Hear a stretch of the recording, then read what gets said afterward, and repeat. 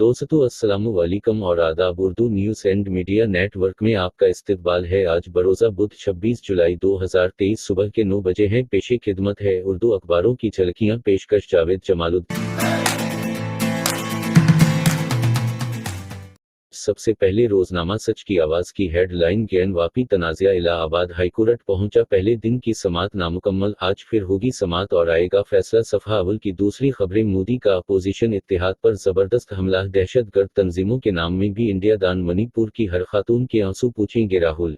हिफाजती इक़दामात से बचने केलेडी। National assembly बल लिया वापस। मोदी हुकूमत मानना नहीं चाहती है स्टैंडिंग कमेटी की तजवीज़। बल वापस लेने पर कांग्रेस की सख्त तनकीद की। ओम बिरला ने लीवर हेल्थ चेकअप कैंप का किया इफ्तिताह। कांग्रेस के ऐलान के बाद शिवराज को याद आ रही हैं बहनें। अजीत डोभाल की वानगिया से मुलाकात। मानू में उर्दू में आजमाइश वाओ तायीन कद्र और सवाल साजी पर वर्कशॉप पहनाने वाली खातून गिरफ्तार। मुसलमानों के 5% रिजर्वेशन को किया जाए बहाल। आरिफ नसीम खान।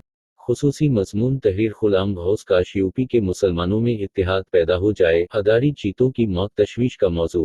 रोजनामा उर्दू टाइम्स ने सुर्खी लगाई है मणिपुर जल रहा है, वहां असमत दरी हो रही है। उसी इस पर बहस जरूरी है। हम मणिपुर की बात कर रहे हैं, वो ईस्ट इंडिया की बात करें हैं। वजीर आजम के बयान पर राज्यसभा में हंगामा। सेमी पर पाबंदी के खिलाफ समात करने से सुप्रीम कोर्ट का इनकार।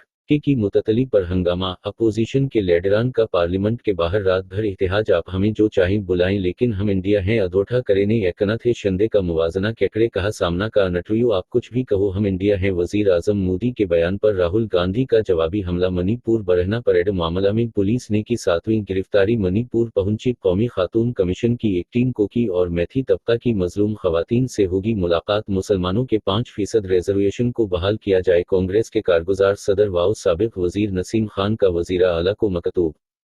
अदारे सब बातें हैं, बातों का किया खास मजमून। एक और इस तरह